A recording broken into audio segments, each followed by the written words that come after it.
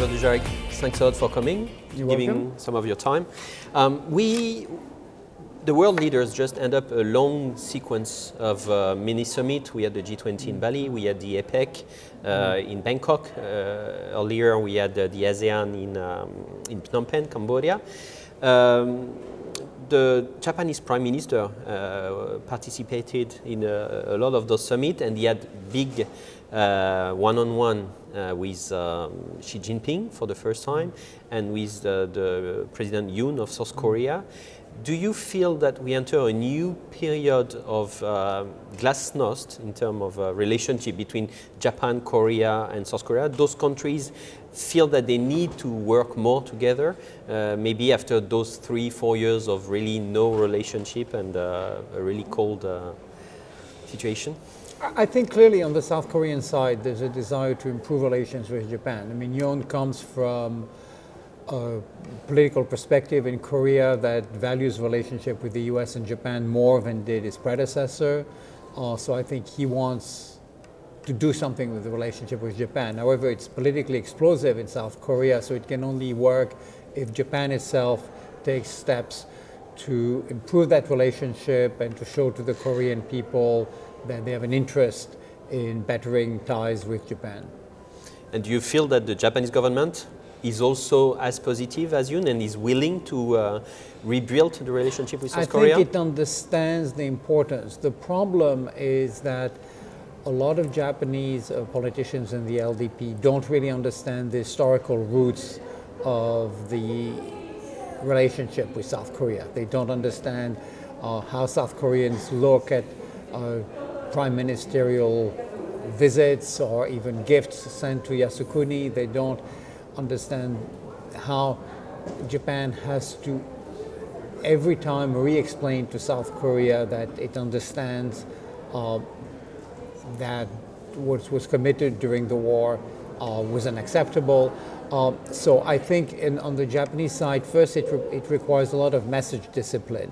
That is, from time to time you have Japanese politicians who go off the reservation and say something about the sex slaves, the comfort women, or about the war in general, or the colonial period that just makes South Koreans extremely unhappy. So the Prime Minister has to say to his troops, look, this is what you can say and this is what you cannot say. It's very difficult because the Japanese Prime Minister's authority over the senior members of the LDP is limited. It also will take some Japanese effort to deal with the issue of the forced laborers, de facto slave laborers or forced laborers who worked for Japanese companies during the war. The Japanese perspective has been very legalistic. That is, that it's an issue that was solved by the 1965 treaty between South Korea and Japan. The South Korean perspective is that this treaty was negotiated and signed when South Korea was a dictatorship, and that therefore it doesn't represent the will of the Japanese people, of the South Korean people, and that Japan has to go beyond the legalistic interpretation and do something with what something is unclear. I think Japanese industry wants to find a solution, and so it's possible it will take place, but it will require some hard work on the part of both governments. How do you feel, does Fumio Kishida can implement that? Does he have the strong political influence on the LDP to control that? Or do you see him as too weak now to take such a strong or bold initiative and recreate link with South Korea and China? I think he's a little weak, that's a problem. I think with South Korea it's very different because South Korea is a US ally. So it's de facto also a Japanese ally. That's very different than the Chinese issue. I think in South Korea, I think the Japanese private sector wants to find a solution. To some extent, the solution will involve some payments by corporate Japan to a fund that helps the forced labor, the survivors or the descendants of the forced laborers. So the government may not have to do too much, just needs to support and sponsor an agreement. China is very different. China fundamentally, the key is the confrontation between the United States and China. Japan, to a considerable extent, is a passive actor in this. The nature of the relationship between Japan and China is a subset of the Sino-American relationship. So there's relatively little that Japan on its own can do. Do you feel the Japanese elite, both in political parties and in the companies, are worried about what's going on in China, the zero COVID? We have seen some protests lately.